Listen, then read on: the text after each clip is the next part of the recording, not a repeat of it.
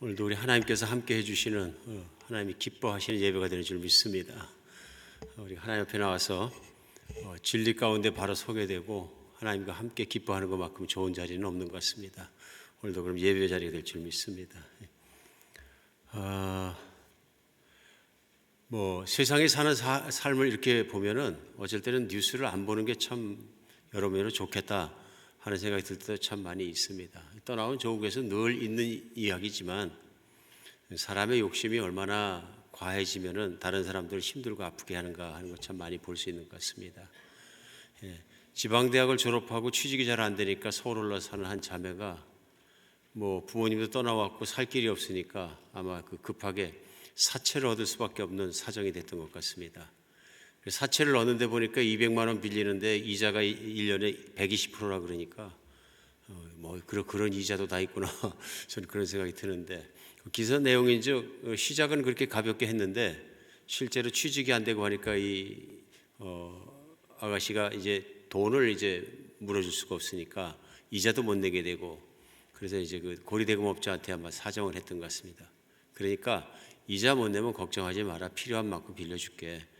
그래갖고 돈을 또 빌리고 또 빌렸던 거죠. 빌린 돈에서 이자도 갚고 그러다 안 되면 또 빌리고 그랬던 것이 금방 원금이 2천만 원이 불어나가지고 자기는 어떻게 할 수도 없는데 자꾸 사채업자는 네 부모한테도 얘기하겠다 그러고 협박을 하고, 그러니까 이제 무서운 마음에 있었는데, 그러면 내가 해결 방법을 알려주겠다. 한꺼번에 내가 가자는 곳으로 가서 이 이자 돈을 갖다 다 내는 방법이 있다 하고 설명을 해주니까 혹해서 이제 유흥업소에 팔려갔다. 유흥업소에서 선불을 납금해주고 이제 그 돈을 다 빚을 갚아주고 그 집의 종업원이 됐는데, 언제 벗어날지 모르는 이제 빚의 사슬 속에 또 다른 빚을 지게 됐으니 이제 유흥업소에 잡힐 수밖에 없다 하는 것을 기자가 취재를 하고 그대로 올려놨더라고요. 세상이 이 자그마한 큰 일들에 비하면 참 작은 것 같습니다. 이런 뿐만 아니라 온통 전세 사기니 뭐니 사기 천지고, 또 그런가 하면은 또 공직자에 계신 분이 깨끗하게 해야 되는데 또 다른 잘못된 생각으로 착복하는 바람에 또 무너지는 것들, 기업의 비리는 하루 이틀의 문제가 아니고 정치판도 그렇고 많은 걸 우리는 볼 수 있습니다. 그런가 하면은 종교단체도 자세히 들여다보면 왜 이러나 하는 생각이 들 정도로 그럽니다. 불교에서도 보니까 불교 종단 간에 싸움이 나고 뿐만 아니라 절을 놓고 재산권을 놓고 싸우는데 보니까 조직 폭력배처럼 몽둥이를 들고 수백 명이 부딪혀서 싸우고 난리도 아니고, 그럼 그러죠. 이 스님들 왜 이러나. 그래서 스님들만 그런 게 아니라 이제 부끄럽습니다만은 때때로 교회에서도 여러 가지 돈 문제 때문에 시비가 걸리고 소송이 걸리고 세상의 판사 앞에 가서 이리저리 판결을 받는 그런 모습을 보면서 또 사람들은 또 교회 왜 이러나 하는 생각을 하기도 하는 그런 게 현실인 것 같습니다. 여러분과 제가 살아가는 현실이 그런 거죠. 인류가 생기고 세상에서는 싸움과 욕심이 떠난 적이 없습니다. 제가 보기에는 사기치는 사람도 떠난 적이 없고 거짓말을 하는 사람도 떠난 적이 없는 것 같습니다. 폭군도 떠난 적이 없고 항상 인류 사는 세상은 그런 곳이 아니었는가 싶습니다. 오늘 말씀 시작하면서 제가 무슨 허무주의자고 패시미스틱 해가지고 이 말씀을, 이런 말씀들, 세상에 대해서 말씀을 나누며 시작하는 것이 아니고, 우리가 오늘 생각해 봐야 되는 것이, 우리는 말씀을 계속해서 오늘 로마서 본문 말씀이 8장입니다. 8장에서 오늘 12절에서 18절까지 본문입니다만은, 우리 오늘 본문 말씀이 로마서 8장 들어서 계속되는 말씀입니다. 그것이 뭐냐면 우리가 구원받았다는 것이죠. 구원받았다. 어디에서 구원받냐면 예수님 안에서 구원받았다 하는 것입니다. 구원받은 사람은 사는 게 다르다. 그리고 어떻게 달라야 되느냐 하는 걸 우리 몇 주 전부터 시작해서 마태복음 7장 말씀에 예수님께서 나보고 주여 주여 하는 자마다 다 천국에 들어올 것이 아니요 하는 말씀을 하십니다. 주여 주여 하는 자마다 다 천국에 들어올 것이 아니요. 이 말씀을 그때 왜 하셨냐 하면은 거짓 선지자를 조심하라 하는 말씀하시면서 바로 이어진 말씀이 주여 주여 하는 자였어요. 그러시면서 거짓 선지자라는 얘기는 겉에는 하나님의 일꾼인 것 같이 보이는데 속 안으로는 하나님의 인정을 받지 못하는 삶을 살고 있는 사람들. 그래서 예수님 말씀에 하나님 아버지의 뜻을 행하는 자라야 천국에 들어가리라, 그 말씀하신 거죠. 그런데 나의 말을 듣고 이 말을 정말로 시행하는 자라야, 순종하는 자라야 천국에 들어가리라 말씀하신 내용입니다. 근데 거짓 선지 어떤 것이 문제가 되냐면 하나님의 뜻을 구하지 않고 자기의 뜻을 구하고 자기 욕심대로 살았던 사람이라. 쉽게 생각하면 하나님을 위해서 사역도 하고 능력도 발표하고 뭐 여러 가지 했는데 그렇다는 얘기입니다. 그래서 오늘도 교회 불화에 대해서 얘기하니까 어떤 분들이 그렇지 교회도 안 좋지 하고 또 비판적인 마음으로 생각하실지도 모르겠습니다. 그런데 분명한 것은 우리 주님께서 말씀하셨어요. 거짓 선지자는 있을 것이다. 선지자인 것 같지만 참 하나님께서 쓰시는 사역자가 아닌 거짓 선지자는 있을 것이라고 말씀하시면 말세가 깊어갈수록 말세 종말에는 자기가 예수라 그러고 자기가 뭐 그러고 엄청나게 경건해 보이고 능력도 보이고 하지만 결국은 하나님의 사람이 아닌 가짜 선지자들과 적그리스도가 많이 서게 될 것이다 하는 말씀을 하셨습니다. 그래 이 마지막 시대를 살아가면서 중요한 것은 분별을 잘해라. 그들의 삶의 결과 열매를 보고 그들을 알라. 주여 주여 한다고 될 일은 아니다. 다 천국 가는 것도 아니다 말씀하신 것입니다. 우리 그 말씀을 가지고 과연 진짜로 믿는 자, 좁은 문으로 들어간 자, 참 주님을 따라 사는 자 어떻게 살아야 되느냐 하는 것을 우리 주님의 뜻을 이루는 삶을 산다. 그럼 주님의 뜻을 이루는 삶 어떻게 사느냐 하는 것을 로마서 8장에서 우리가 찾고 있습니다. 그래서 로마서 8장은 1절 시작하자마자 예수 그리스도 안에 있는 자에게는 결코 정잠이 없다 얘기합니다. 그 이유는 뭐냐면은 예수 그리스도 안에 있는 생명의 성령의 법이 죄와 사망의 법에서 너를 해방하였다. 예수 믿으면 죄가 깨끗이 용서받고 이제는 죽음으로 들어갈 수밖에 없고 저주로 들어갈 수밖에 없는 그 길 떠나서 구원받았다는 얘기죠. 여기서 우리 생각해 볼 것이 있습니다. 우리는 무엇으로부터 구원받았느냐 하는 것입니다. 분명하게 알 수 있는 건 뭐냐면 사망으로부터 구원받았다. 왜 사망하느냐? 하나님의 뜻대로 살지 않으니까 사망이. 하나님의 뜻대로 살지 않으니까 인생의 결과가 뭐냐면 저주가 있고 지옥 갈 수밖에 없고 심판받을 수밖에 없고 불구덩이 속에서 죽지도 못하고 벌을 받을 수밖에 없는 운명적으로 묶여져 있는 그 길을 걸어갈 수밖에 없다. 그러니까 누가 그런 길을 걸어가느냐? 자기 육신의 생각과 자기 욕심을 따라 살아가는 모든 인간이 가는 길이 그런 길인데 예수님은 마태복음에서 그걸 무슨 길이라고 그러시냐면 7장에서는요. 넓은 문으로 들어간 넓은 길로 들어간 자들이 그런 것이다. 그러면서 당부하신 게 너희는 좁은 문으로 들어가라. 좁은 문으로 들어가서 좁은 길을 걷기를 힘써라 하고 말씀하신 거죠. 그러니까 세상에 생각보다는 구원받은 사람이 많지 않다. 대세가 더 많은 사람들이 자기 생각과 자기 욕심과 자기 뜻을 따라 살다가 결국은 심판받고 지옥으로 떨어지고 불 가운데 멸망하는 패망의 길을 걸어가고 있다. 그래서 우리가 구원받았다는 것은 바로 그 길로부터 돌이켜서 반대의 길, 그 길의 끝에 축복이 있고 아름다움이 있고 미래가 있고 하나님의 영광이 있는 길과 영원한 생명이 있는 길로 돌아서는 구원을 받은 거죠. 새로운 인생을 사는 구원을 받았다 그런 얘기입니다. 그러면 그렇게 구원받은 사람, 이제는 과거의 죄가 다 용서받고 죽고 사망의 길에서 구원을 걸어가는 사람이 어떻게 사느냐 하는 것입니다. 그 길은 무슨 길이냐면요, 세상을 따라 살면 안 됩니다.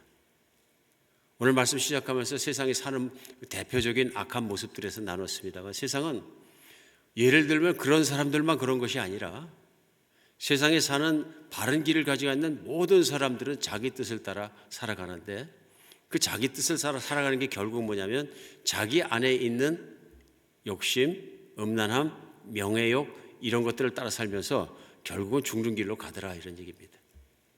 그런데 예수 믿는 사람은 그렇게 안 산다는 거죠. 이게 구체적으로 어떻게 사느냐? 요한 1서에서는 대표적으로요. 2장 15절로 17절에 이렇게 설명을 합니다. 어떻게 길이 다르냐면 이 세상이나 이 세상에 있는 것들을 사랑하지 말라. 누구든지 세상을 사랑하면 아버지의 사랑이 그 안에 있지 아니하니 이는 세상에 있는 모든 것이 육신의 정욕과 안목의 정욕과 이생의 자랑이니 다 아버지께로부터 온 것이 아니요 세상으로부터 온 것이라. 이 세상도 그 정욕도 지나가되 오직 아버지의 뜻을 행하는 자는 영원히 거하느니라. 다시 한번 나오죠. 요한일서에서 요한사도도 아버지의 뜻을 행하는 자는 영원히 사느니라. 예수님 말씀이죠. 물론 아버지의 뜻을 행하는 자라야 천국에 올 수 있느니라. 그러면 요한사도는 이걸 풀어서 어떻게 설명을 하냐면 세상이나 세상에 있는 것을 사랑하지 않는 자 이렇게 됩니다. 그럼 세상이나 세상에 있는 것을 사랑하는 게 뭐냐? 인생을 육신의 정욕, 안목의 정욕, 이생을 자랑을 따라서 사는 것입니다. 설명이 꽤 자세합니다. 그렇죠? 구체적이고요. 인생을 살아가는데 내가 추구하고 내가 갖고 싶고 내가 이루고 싶은 것들이 이런 것들이라는 것이죠.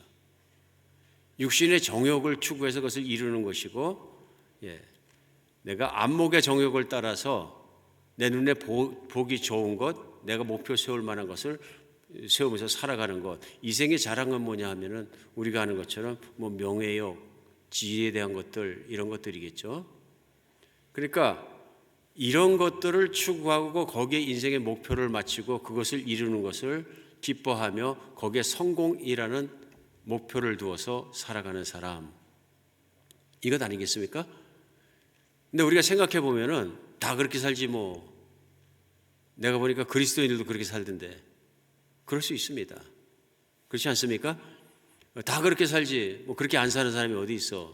그리고 그렇게 안 살면 무슨 재미로 살아. 또 그럼 왜 살아. 뭐 별별 얘기 다 가능한 그런 내용이기도 합니다. 근데 우리 분명히 알아야 되는 것이 있습니다. 이 길을 따라가면 죽는다는 것. 그 이유는 뭐냐면 이것이 세상의 마귀를 통해서 세상을 통해 들어온 것이지 세상에 있는 것이지 하늘로부터 하나님의 뜻을 따라 들어온 것이 아니라는 데 문제가 있습니다. 진원지가 하나님이 아니라는 것입니다. 이게 이제 오늘 우리가 깊이 생각하고 또 깨달아야 되는 부분이 아닌가 싶습니다. 그러니까 우리가 구원을 받은 것은 예수 믿는 사람이 구원받았다. 물론 사망으로 또 구원받았는데 더 구체적으로는 세상과 세상을 따라 사는 삶으로부터 구원받은 것입니다. 예수 믿기 전에는 다 왜 살았느냐 하면요. 잘 살기 위해서 살았어요. 하나님은 관심이 없어요.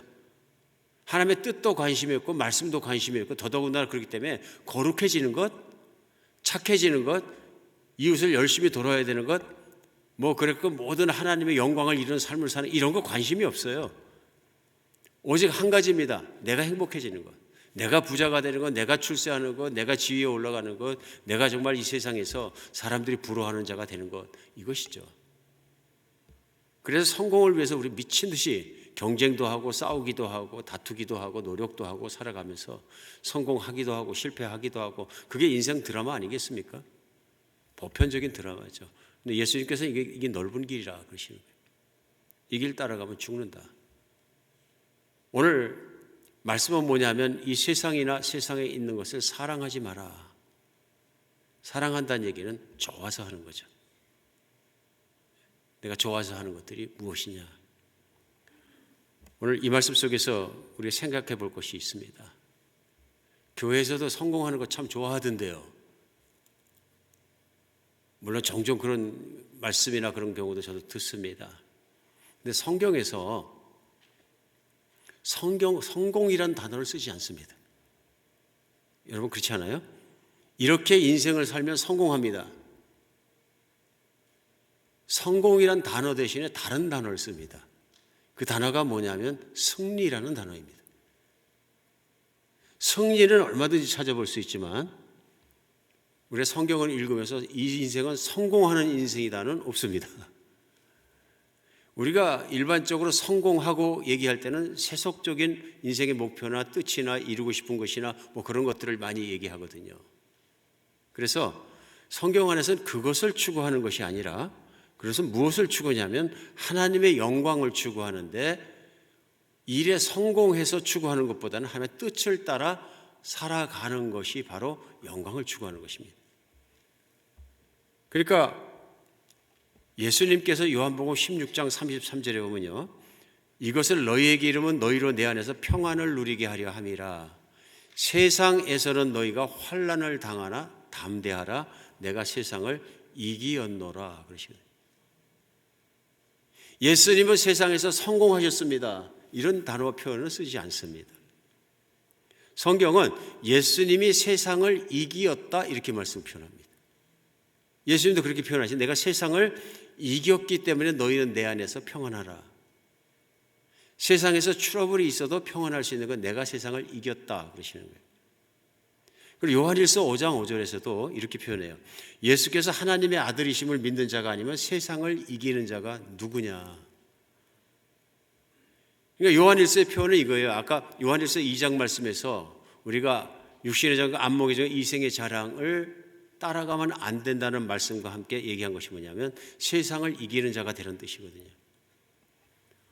오늘 우리가 살아가면서 믿었다는 얘기는 믿었기 때문에 세상을 이기는 자로 살 수 있다 하는 것입니다. 그러면 세상을 이기려면 세상은 더럽기 때문에 세상 밖으로 튀어나가야 되느냐, 그런 얘기는 아닙니다. 예수님은 우리를 세상의 한복판에 살도록 보내셨습니다. 세상의 한복판에서 세상의 것이었는데 예수님의 것으로 구원해 주신 것이죠. 그런데 세상의 한복판에서 예수님의 것으로 살라는 것입니다. 살되 세상 사람을 본받아서 과거에 살던 대로 따라가지 말라 하는 것입니다. 와, 정말 이렇게 살 수 있을까요? 그런 얘기죠. 세상 사람처럼 완전히 구별되게 살 수 있을까요? 성경 내용은 로마서 8장 내용의 말씀은 살 수 있다 그러시는 겁니다. 그러니까 오늘도 본문 말씀이 시작하면 12절에 형제들 우리가 빚진 자로 돼 예수님께 빚진 거죠. 하나님께 빚진 거죠. 사랑의 빚을 진 거죠. 왜냐하면 내가 열심히 해서 죄가 용서받은 것이 아니라 믿음으로 용서를 받았기 때문에 육신에게 져서 육신대로 살 것이 아니라 육신대로 살면 반드시 죽을 것인데 영으로 몸의 행실을 죽이면 살리라. 그 얘기죠. 영으로 내 몸을 육신에 일어나는 소욕들을 극복하면 살리라. 승리하면 살리라. 그래서 성경에서 우리는 승리라는 단어를 더 많이 쓰고 있고 극복이라는 단어를 많이 쓰고 있는 이유를 여기서 발견할 수 있습니다. 과연 세상에 살아가면서 그러면 그리스도인은 부자도 되지 않아야 되고 세상과 구별됐으니까 박사도 되지 않아야 되고 뭐 높은 자리도 올라가면 안 되고 안 되는 걸까요? 또 그런 말씀은 아닌 것이죠. 오늘 말씀은 무엇이냐면 그것이 인생의 목표가 돼서 내 마음속에 있는 명예욕과 탐심과 음란한 것들과 이런 것들을 성취하는 것이 내 인생의 목표가 돼서 그걸 추구하는 인생을 살게 되면 하나님이 그 안에 없다 그러시는 거죠. 성령을 따라 산 것이 아니라 내 육신의 욕망을 따라 샀다는 거죠.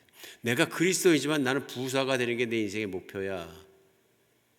그러니까 이번 천국 갈까요? 지옥 갈까요? 물어볼 수 있다는 얘기입니다. 왜냐하면 정확하게 하나님 말씀은 그가 무엇을 추구하고 목표로 삼느냐 보면은 그가 지옥으로 뛰어가고 있는 사람이냐 멸망으로 뛰어가고 있는 사람이냐 생명으로 뛰어가고 있는 사람인 것이 나타난다는 것입니다. 이거는 우리가 참으로 깊이 생각해 봐야 합니다. 참 많이 생각해 봐야 합니다. 왜 그러냐 하면은 나도 모르는 사이에 천국 못 가는 사람이 될 수 있다. 뭐가 문제냐 그런 것입니다. 또 비일비재하게 물론 교회에서도 지옥 가라고 그러는 건 아니겠지만은 부자가 되는 것을 덕으로 세워서 막 부추겨 올릴 때가 많이 있습니다. 성공했다, 출세했다, 막 그럼 뭐 왜 성공했는지 성공한 다음에 어떻게 사는지 그런 거는 구분하지 않고 성공했다는 그것을 가지고 부추겨 세울 경우가 종종 있는 것을 알 수 있습니다. 주의해야 되는 것입니다. 그러면 오늘 성경 말씀 속에 하나님 아버지의 뜻을 이루고 예수님의 말씀대로 살아가려면 부자가 되면 안 되는 걸까요? 그런 뜻은 아닙니다. 오늘 하나님의 말씀은 자족할 줄 알아야 되는 거죠. 자족하다는 얘기는 예수님이 이미 계속 나온 말씀이고 마태복음 6장, 7장 계속해서 확인해 주신 말씀이 그 말씀이에요. 너희가 먹을 것이 있고 입을 것이 있으면 족한 줄 알라. 거기 넘어서는 것을 구하고 감사할 줄 모르게 되니까 결국은 돈에 끌려간다 그러니, 재물에 끌려가 버린다. 내 인생의 목표는 재물에 끌려가면서 버린 사람이냐, 아니면 하나님께 의지하고 하나님 안에서 하나님의 의를 추구하면서 사는 사람이냐, 이거를 구분해서 말씀하신 거죠. 성경에서 우리 하나님께서 재물에 대해서 철저하게 말씀하시는 건 내가 하나님 안에서 자족하느냐 하는 것입니다. 이거 이렇게 물어보면 됩니다. 나는 가난해도 감사하고 부자여도 감사하느냐? 부자도 좀 부자로 가다가 사업이 안 되면 불안해하고 나는 실패자같이 느껴지느냐? 지금까지 부자가 비즈니스를 잘하다가 비즈니스를 5개 했는데 2개를 잃어버렸어요. 그럼 2개 잃었으니까 상당히 큰 손실이 온 거죠. 그랬더니 3번째 것도 잃어버렸어요. 2개밖에 안 남았어. 그러면 과반이 넘으니까 절대 손실이 일어난 거죠. 상실감이 크죠, 물론. 내 재산이 있는데 내가 1,000만 불 갖고 있던 거에서 600만 불 잃어버리고 400만 불만 남았어요. 손실감이 크겠죠. 그러면 실패자이고 절망감이 들겠느냐? 아니면 여전히 하나님께 감사하겠느냐? 자족이라는 거 우리 잘 생각해요. 자족은 결국 내가 먹고 쓰고 있으면 감사할 줄 알고 그것을 족할 줄 아는 마음입니다. 하나님이 주셨다. 그럼 자족이 있기 때문에 내가 부자가 되더라도 그 부자가 된 걸 가지고 하나님 말씀대로 재정을 쓸 수 있다는 얘기죠.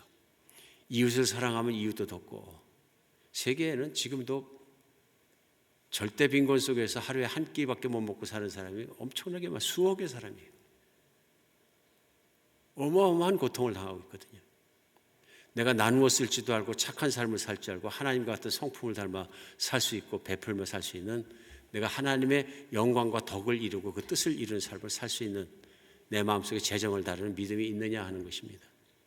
이거 없으면 다 욕심에서 나온 거죠. 결국. 욕심에서. 오늘 자족한다는 것은, 그래서 사도 바울이 말씀하신 것처럼 가난하게 살든 부자로 살든 내가 어떤 경우에도 만족하고 하나님께 감사하고 하나님의 뜻대로 사는 걸 내가 깨달았다.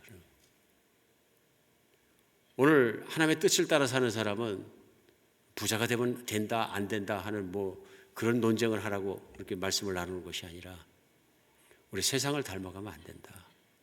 세상은 가지고 있는 게 덕이거든요. 요즘 올라가는 게 덕이고요. 일단은 성공하고 봐야 된다. 이게 막 덕처럼 높아지는 것에 대해서 굉장히 흠모를 하기 때문에 그런 세상을 살아가는 걸 따라가서는 안 된다는 것입니다. 오늘 그러면 하나님의 뜻을 따라서 세상을 승리하고 사는 걸 어떻게 살아야 되느냐 하는 방법에 대해서 구체적으로 사도 바울은 2가지 정도는 분명히 얘기하고 있습니다. 첫 번째, 하나님 아버지와 친밀한 교제의 관계 속에 살아야 합니다. 하나님 아버지예요. 14절에요. 무릇 하나님의 영으로 인도함을 받는 사람은 곧 하나님의 아들이라. 너희는 다시 무서워하는 종의 영을 받지 아니하고 양자의 영을 받았으므로 우리가 아빠 아버지라고 부르시느니라. 이 말씀이 탁 튀는 거예요. 성령을 받은 사람 이렇게 살아라. 하나님이 내 속에 있는 사람 하나님을 따라 이렇게 살아라. 영으로 육신의 행실을 죽이는 사람은 어떻게 사는 거냐면, 하나님 아버지로부터 하나님의 영을 받았는데, 무슨 영이라고 오늘 말씀하시냐면요, 하나님의 영으로 인도하는 받은 사람이고 양자의 영을 받았다 이렇게 표현합니다. 양자의 영, 무슨 뜻일까요? 양자의 영을 받았다는 것은 그 앞에 있는 것은 종의 영입니다. 그러니까 하나님은 창조자이시고 나는 피조물일 뿐이에요. 하나님은 창조자시고 나는 피조물이면 나는 하나님의 뜻을 따라야 돼요. 조물주이기 때문에. 그렇죠? 근데 하나님의 조물주가 뜻을 따르지 않으면 이 종은 죽는 거예요. 근데 양자는 종은 심판 앞에 있는 것이 종이고요. 행위에 따라 심판 앞에 서는데, 오늘 양자의 영을 받은 양자는 누구냐면요, 하나님의 자식이에요. 자식은 하나님과의 친밀감 가운데 살아가는 하나님의 자식이기 때문에 하나님을 누리는 사람이에요. 오늘 이 종의 영을 받지 않고 양자의 영을 받았다는 건 예수 그리스도로 말미암아 그분을 믿음으로 말미암아 예수 그리스도께서 하나님의 아들이신 같이 우리 또한 우리의 지위가 하나님의 자녀로 회복되었다는 것을 나타내는 거죠. 우리가 그래서 한 결과, 내가 하나님과의 관계 속에서 내가 회복되었을 때 심판에 대해서도 예수님의 보혈로 말미암아 깨끗이 용서받고 씻어지고 과거에 정리되고 하나님의 자녀가 되었을 때 어떤 사람이냐면 어떻게 하느냐면 하나님을 아빠, 아버지라고 부르실 수 있게 된다. 단적으로 표현했습니다. 하나님이 두렵기만 했는데 종의 영을 받으면 심판 앞에 서야 되기 때문에 이제는 예수님이 계시기 때문에 예수님 안에서 보니까 절대적인 사랑이 나에게 들어왔고 죄는 용서가 되었고 내가 하나님의 자녀가 되었다. 내가 딸이 되었고 아들이 되었다. 그리고 하나님 보시기에 내가 깨끗해졌다. 그러니까 우리가 그 하나님을 대해서 부를 때 두려움이 없어지고 아버지라고만 부를 뿐만 아니라 아빠라고도 부른다 이런 뜻입니다. 근데 여기서 아빠, 아버지라는 표현이 사실은 사도 바울이 만들어낸 얘기가 아니고 우리 예수님께서 이 땅에 오셔서 하나님 아버지와 기도하실 때 썼던 호칭들입니다. 아빠, 아버지라고 부르신 거예요. 여러분 이미 다 큰 30살 이상의 장년이 아버지를 아빠라고 부르면 우리는 어떻게 생각할지 모르죠. 근데 예수님께서는 얼마나 친근하게 부르셨는지 하나님 부를 때 아바 파더, 아빠 아버지라고 부르셨어요. 제자들은 그걸 그대로 적었어요. 예수님이 그렇게 하시더라. 왜냐하면 예수님이 전하실 때마다 하늘에 계신 너희 아버지, 하늘에 계신 나의 아버지, 하늘에 계신 나의 아버지 말씀대로 행해야 될 것이 아니냐, 하늘에 계신 우리 아버지의 뜻대로 행해야 될 것이 아니냐. 그러므로 너희도 나의 아버지, 너희 아버지, 우리들의 아버지, 하나님 아버지의 말씀을 들어야 한다. 계속 말씀 반복한 게 뭐냐면요, 아버지예요. 관계적으로 설명하신 거죠. 굉장히 중요한 호칭이라고 저는 생각이 듭니다. 근데 안타까운 것은 신앙생활을 하면서 이 아버지 하면은 우리가 가끔 위축되는 경우도 많이 발견합니다. 그럴 수 있는 것이 왜 그러냐면 아버지가 엄격했거나 아버지가 사랑이 없었거나 심지어는 아버지가 완전히 구박을 했거나 아버지가 버렸거나 아버지가 폭군이었을 때, 술주정꾼이었을 때, 폭력을 썼을 때, 피해자가 되었을 때 아버지를 보면 아버지는 미운 사람, 두려운 사람, 원수 같은 존재, 별 존재로 다 얘기할 수 있습니다. 그런 분들에게 하나님은 아버지십니다 그러면 움찔합니다. 그렇잖아요. 다른 건 다 불러도 내가 주님은 불러도 아버지는 못 부르겠습니다. 그러나 오늘 사도 바울은 설명합니다. 우리가 양자의 명을 받았으므로 하나님을 아빠, 아버지라고 부르시니라. 하나님이 두렵기만 한 것이 아니라 아무 거침없고 어린아이가 아빠한테 뛰어가면서 뭐 아버님 그러겠습니까? 아빠하고 뛰어가서 막 끌어안고 좋아하는 것처럼 거침없다는 거죠. 거침없고 친밀한 교제에 대해서 얘기합니다. 왜 그렇습니까? 하나님은 자녀에게 대하시면서 자비롭게 대하시고 따뜻하게 대하시고 사랑으로 대하시고 무한하시고 지극하신 정성으로 대해 주시고 그분이 하나님의 성품이라는 것이 성경 구약과 신약에서 가득 나와 있는 것이죠. 그런 하나님이시기 때문에 내가 죄의 문제가 해결됐을 때는 그 하나님 앞에 나갈 때 얼마든지 최고의 친밀함으로 교제할 수 있다는 것입니다. 그게 양자의 영을 받은 것이죠. 예수 안에 있는 사람이 누릴 수 있는 것이죠. 오늘 이것이 굉장히 중요합니다. 이게 중요할 수밖에 없죠. 왜냐하면 아버지 때문에 상처가 있어서 하나님을 아버지라고 가까이 가기 힘들었던 분들에게도 오늘 이거는 배워야 합니다. 알아야 합니다. 왜냐하면 하나님 아버지는 다르다는 것입니다. 이 땅에 있는 아버지는 어쩌면 잘 몰라서 타락해서 그렇습니다. 타락해서. 그리고 교육이 잘못돼서도 사랑하는 방법을, 사랑하는 표현을 잘 못해서 그럴 수도 있습니다. 저만 해도 제가 성장할 때는 우리 아버님이 저보고 내가 너 내 아들아 너 내 사랑한다 그러고 헉헉해지고 그러니까 기대도 못했고 상상도 할 수 없는 일. 근데 우리 아버님 나름대로의 방식으로 사랑하고 있다는 건 제가 알아요. 마음으로는 느낄 수 있는데 나를 사랑해 주시는구나 느낄 수 있는데 이분이 뭐 사랑에 대한 표현을 단 한 번도 거의 안 하셨던 것 같아요. 근데 나한테만 그렇게 하신 것이 아니라 이제 제가 장가를 가고 이제 애를 낳을 때가 다 되니까 우리 아버님 저한테 아주 그냥 심각하게 말씀하신 거예요. 야, 네가 자식을 키울 때는 절대 자식 보는 앞에서 사랑한다거나 그런 얘기 하지 마라 그래. 이쁘거든. 잘 때 이쁘다 그래. 잘 때. 그래서 사람 경박스럽고 천하의 사람도 경박스러워 부를 뿐만 아니라 애를 버린다 그러시는 거예요. 못 쓴다 그러면 애가. 그때는 어떻게 들렸는지요? 그렇게까지는 따라야 될 것 같지는 않았는데 그래도 애한테 너무 그러는 건 안 되겠구나. 저에게도 영향이 들어오는 거예요. 근데 애가 태어나고 이제 기기 시작하고 걷기 시작하니까 아버님 말씀 못 지키겠더라고요. 까꿍하고 같이 놀다 보면 애가 재롱을 피는 거지 제가 애 앞에서 재롱을 피는 거지 저절로 하게 되더라고요. 이게 자동적으로 나오는 리액션이더라고요. 그 얘기는 하나님이 만들어주실 때 서로 사랑을 표현하고 친밀한 관계 속에서 살 수밖에 없게끔 하나님께서 묶어주신 관계인 거죠. 하나님을 만나고 나서 제가 깊이 깨달았어요. 하나님의 사랑은 우리 아버님이 사랑하신 것처럼 그런 유교적인 사랑이 아니구나. 우리 아버님은 어쩔 수 없이 유교적 훈련과 교육에 또 대한민국의 전통에 아주 뿌리 박히게 교육을 받으신 분이고 저희 때는 그런 거 안 했습니다만 공부를 천자문부터 시작해서 이렇게 다 배우신 충청도 양반이시니까 그럴 수밖에 없는 거죠. 근데 생각해 보니까 저희 할아버지는 아버지한테 대할 때 더 했을 거예요. 우리 할아버지는 동네에서 무섭기로 유명한 분이었어요. 그 앞에 아무도 안 가려고 그랬어요.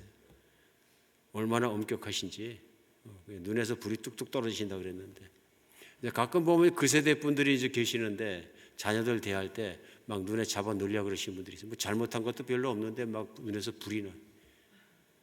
자식을 죽이려고 그러시나 어쩌려고 그러시나 저렇게 원수를 보듯이 막 요구를 하고 소리를 지르시고 심지어는 막 저주의 말씀도 서슴없이 막 그냥 쏟아나 보시는데 걱정되는 거죠. 몰라서 그러시다. 하나님을 몰랐어. 하나님이 얼마나 사랑하는지 모르시기 때문에 이제는 압니다. 하나님이 어떤 사랑으로 조건 없이 사랑해 주시는지, 얼마나 따뜻한지, 얼마나 자비로운지, 얼마나 겸손하신지, 얼마나 소중하고 존귀하게 여기시는지 모르시기 때문에 결국 신앙이 없기 때문에 이제 아버지도 피해자고 할아버지도 피해자고 서로 피해자끼리 또 피해자를 입히고 그런 것이 악순환이 일어난 것이 과정이 아닌가 싶습니다. 오늘 내가 육신의 아버지의 관계 때문에 힘들더라도 하나님 아버지는 그런 분이 아니시다. 정말 그 아들의 생명을 내놓기까지 사랑하시고 예수님의 성품을 보면 얼마나 겸손하십니까? 얼마나 따뜻하십니까? 얼마나 굳으십니까? 한번 사랑하시면 버리지 않으시고 그런 하나님의 사랑 속에 살아가기 때문에 우리는 그 사랑 속에서 매일매일 거하고 살아야 된다. 이런 하나님의 사랑에 대해서 확신하면 그리고 그 하나님과 친밀한 교제를 누리고 살면 세상에 대한 욕심이 없어질 수 있다. 왜? 하나님께서 세상에 욕심내지 마라. 내가 너에게 준 것 중에서 이만하면 충분하지 않나 하고 말씀하신 것 같으면 감사하며 살 수밖에 없다. 그러니까 가난해 있든지 내가 부자가 됐더니 아이고 먹을 거 있으면 감사합니다. 그리고 범사에 감사하는 삶이 가능해지는 건 뭐냐면 이런 말씀의 토대 위에서 가능해지는 것입니다. 이런 하나님과의 친밀한 교제의 토대 위에서 감사해지는 거죠. 그리고 모든 걸 가진 하나님이 내 아버지인데 내가 부러울 게 뭐가 있나? 그러고 사는 것입니다. 그럼에도 부러울 수 있다. 왜 똑같이 하나님 자녀인데 A 집사한테는 저렇게 부자가 되게 하시고 나한테는 이렇게 부자가 안 되게 하시나? 비교적으로 내가 참 그렇게 느끼겠을까? 하나님을 향해서 그럴 수 있다. 그건 아닙니다. 하나님이 주신 건 뭐냐면 내가 처한 상황, 처한 위치 모든 것 속에서 하나님께 감사할 수 있도록 믿음을 주셨다는 것입니다. 그래서 하나님과 친밀한 교제 속에 살아가는 것, 이것이 우리에게 세상을 이기는 바탕이고 힘입니다. 두 번째는요, 하나님의 사랑에 있는 내가 가진 것을 바로 알아야 된다. 17절입니다. 로마서 8장. 자녀이면 또한 상속자 곧 하나님의 상속자요 그리스도와 함께 상속자니 우리가 그와 함께 영광을 받기 위해 고난도 함께 받아야 할 것이니라. 생각하건대 현재의 고난은 장차 우리에게 나타날 영광과 비교할 수 없느니라. 하나님의 자녀면 뭐라 그럽니까? 상속자라고 얘기하고 있습니다. 하나님과 친밀한 관계를 통해서 내가 살면 세상을 이길 수 있는 것뿐만 아니라 두 번째 얘기하는 건 뭐냐면 하나님과 친밀한 관계에서의 자녀이기 때문에 당신은 누구냐 하면은 이제는 상속자란 얘기입니다. 여러분, 상속자가 뭡니까? 재산을 이어받을 자, 가문을 이어받을 자예요. 가문을 이어받을 자. 그러니까 내가 어떤 사람이냐면 하나님이 만드신 모든 것, 하나님이 계획하신 모든 것의 수혜자가 나란 얘기입니다. 하나님이 앞으로도 만드시고 계속 만드셨고 또 준비하신 모든 것이 있다면 그 모든 것에 누릴 사람은 나라는 거예요. 예를 들어서 아버지가 큰 집을 사셨는데 내가 자식이에요. 그럼 아버지가 당신만 살으려고 큰 집을 짓고 사겠느냐, 생각했겠느냐. 그 집에 사는 건 누구냐면 아들이고 상속자고 딸이 거기 사는 거, 가족이 사는 것이거든요. 그게 상속자인 것이죠. 그러면 하나님의 계획하신 것, 준비하신 것 모든 것을 누릴 사람이 누구냐면 나라는 거예요. 이제는 새하늘과 새 땅도 준비하셨다는 거죠. 성경은 분명히 말씀하시잖아요. 그래서 예수 그리스도 부활하셔서 지금도 하늘나라의 보좌에 앉으시고 새하늘과 새 땅을 준비해 놓으시고 우리 하나님과 영원히 살아가는 생명을 주시고 그 땅에 살아갈 수 있는 모든 부요함, 하나님의 능력, 하나님의 진귀한 정말 피조물들 다 내 것이라는 얘기입니다. 다 내 것. 상속자라는 뜻은 그런 얘기죠. 하나님의 것이 다 내 것.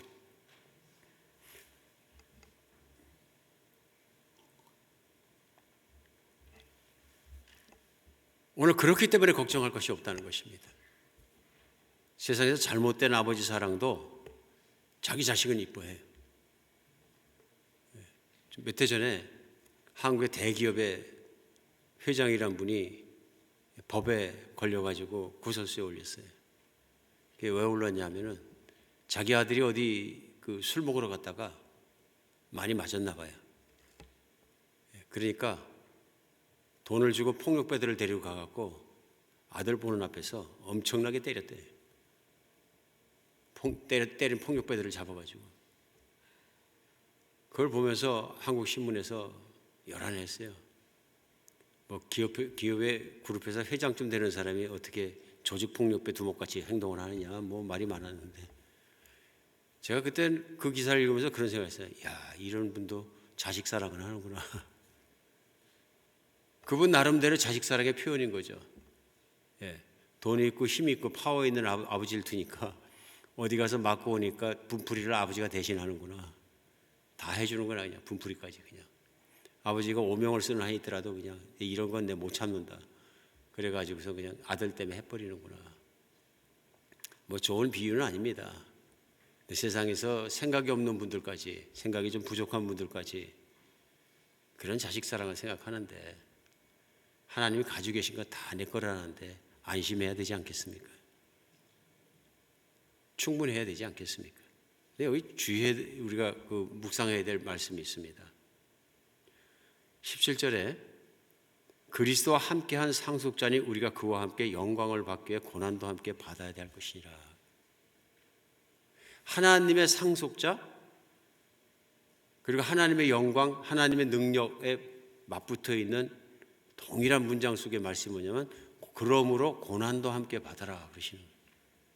여러분, 이 고난이라는 단어가 여기 아주 어울리지 않습니다. 제가 보기에는 하나님은 영광이시고 최대한 능력이시고 모든 걸 가지고 계시니까 너희가 세상에서도 담대하게 세상을 누려라. 그래야 문장이 순리적으로 좀 맞습니다. 그렇지 않습니까? 근데 반대로 하나님의 상속자가 되었으니 너희도 고난을 받아야 될 것이 아니냐. 여러분 어떻게 생각하십니까? 매듭이 잘못 엮여진 것 같은, 가다가 어떻게 잘못 간 것 같은 느낌이 들지 않습니까?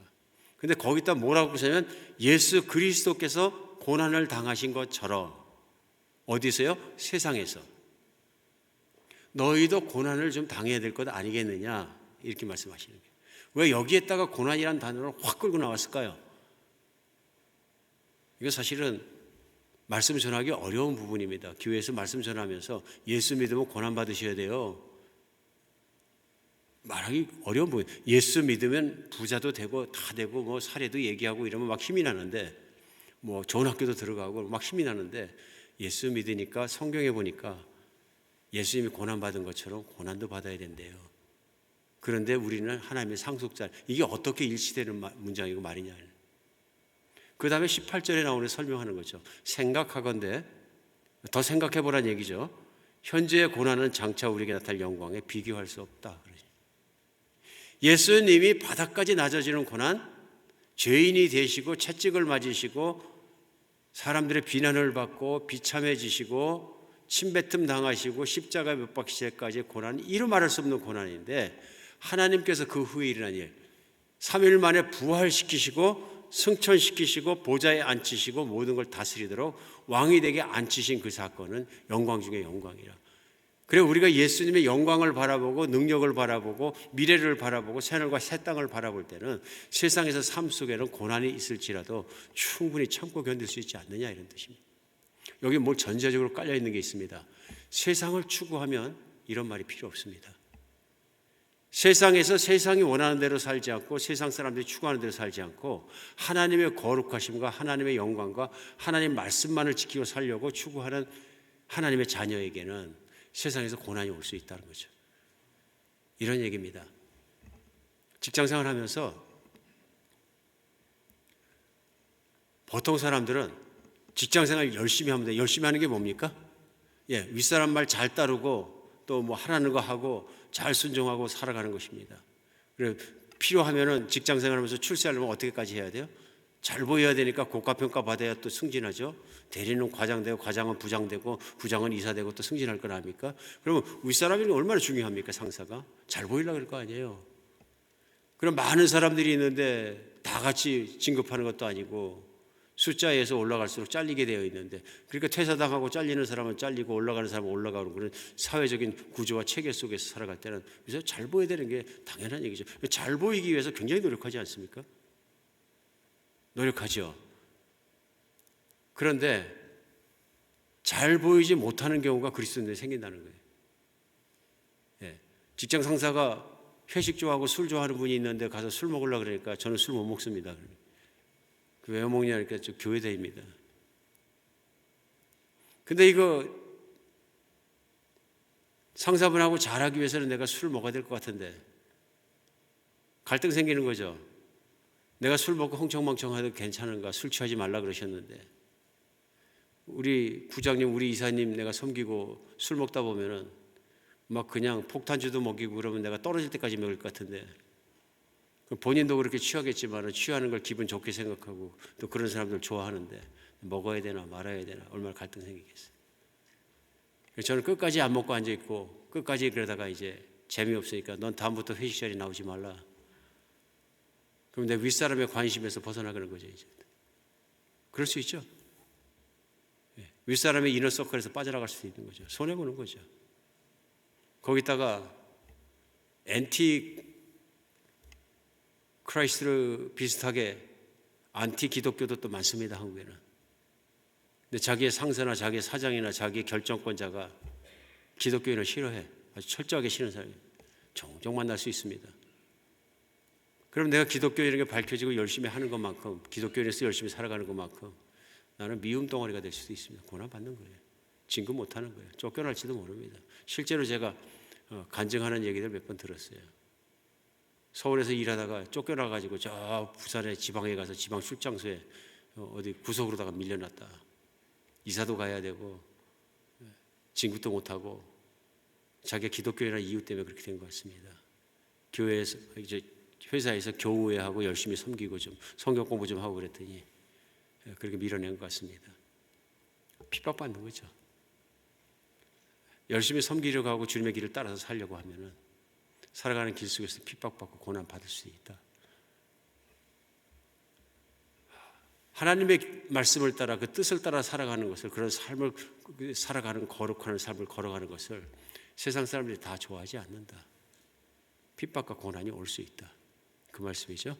그런 세상 안에서 살아가면서 고난을 당할 때도 어려워도 하나님 바라보며 기뻐할 수 있습니다. 왜냐하면 나의 미래는 개런티 되어 있고 하나님의 자녀이고 하나님의 것은 다 내 것인 시기가 온다. 우리 생각할 수 있어요. 그러면 왜 하나님께서 이 땅에 있는 동안에 부자 만들어주고 성공하고 그러면 좋지 않습니까? 잘못된 생각이죠. 제자들이 예수님을 대해서 그런 생각을 가지고 있었어요. 무슨 생각이냐? 성공하는 예수님, 승리하는 예수님보다는 그 대신에 성공하는 예수님을 바라본 것이죠. 우리 예수님이 언젠가는 로마도 누르고 집권자도 누리고 정권도 누리고 천군 천사를 거두시고 최고의 높이에서 다스릴 때 로마의 황제도 절절맬 것이고 그 앞에 무릎 꿇을 것이고 그때에 성공하는 예수님을 본 거예요. 그래서 예수님 말씀을 이해하는 데 조차도 실패를 합니다. 왜? 예수님 십자가에 못 박혀야 되겠다 그러시니까 사도 베드로가 하는 행동이 뭐냐면 예수님을 윽박질렀더라, 비난했더라, 리뷰했더라 영어로. 그러면 안 됩니다. 그렇게 약한 소리 하면은, 그렇게 약한 소리로 어떤 사람이 예수님을 따르겠습니까? 그럼 베드로가 여전히 가지고 있었던 건 뭐냐면요, 성공하는 예수님이에요. 추락하는 예수님이 아니고요, 고난받는 예수님이 아니고요, 예수님의 뜻을 알려고 노력한 것이 아니라 그 뜻을 설명해 달라고 하거나 그런 것이 아니라 막바로 리뷰해버려요. 육신의 길이에요. 예수님 얘기하시잖아요. 내가 하나님의 일을 생각하지 않고 하나님의 뜻을 생각하지 않고 세상의 뜻을, 사람의 육신의 뜻을 생각하는 자라 사탄아 내게서 물러가라. 바로 그냥 저주하시잖아요. 성공하는 예수님을 원하십니다. 세상을 바꿔서 하나님의 세상을 그리스도인이 군림하고 그리스도인이 제일 높아지고 모든 걸 다 바꿔서 다 그리스도인들에게 세상을 주게, 이런 메시지가 아닙니다. 세상은 타락을 거듭하다가 예수님이 재림하실 때 심판받고 없어지고 파멸되고 끝날 것입니다. 그 대신에 하나님께서는 새하늘과 새 땅을 주시고 영원히 살 수 있도록 우리에게 주시고 약속을 하신 것이고 예수님이 다스리는 것인 것입니다. 그리스도는 세상에서 그러므로 욕심을 이기고 하나님 말씀 따라 살아야 한다. 교회가 만약 메시지상에 있어서 기복신앙을 따라 이것을 다 하나님 말씀을 반대로 성공하는 예수를 갖다 계속 바라보고 거기에다가 세상에서 성공을 밀어붙인다 그러면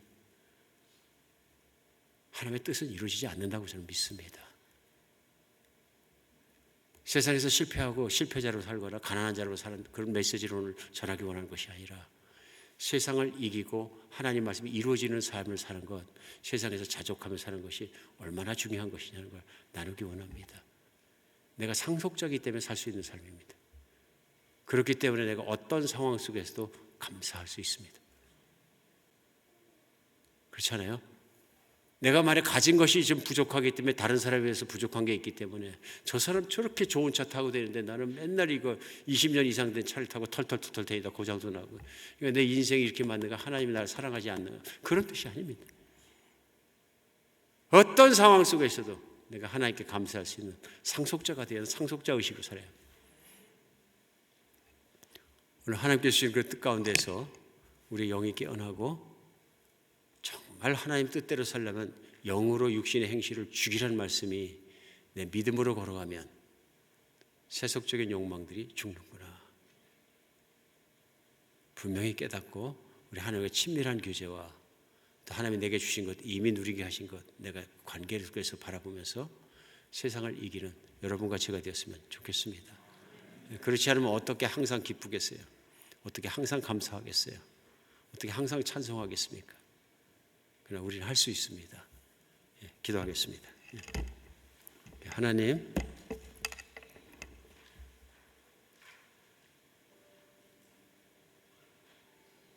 하나님 말씀이 삶이 되는 복을 저희에게 주시옵소서.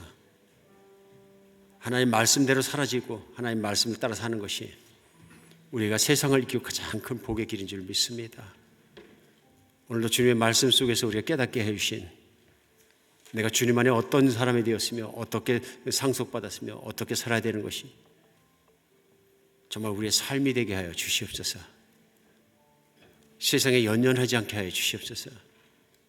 그러나 하나님 주신 것을 늘 감사하며 오늘 내가 처한 처지 안에서 내 상황 안에서도 항상 주님을 기뻐하며 주님과 함께 걸어가서 주님의 뜻이 온전히 이루어지는 삶을 살아내게 하여 주시옵소서. 우리 주 예수 그리스도의 이름으로 기도합니다.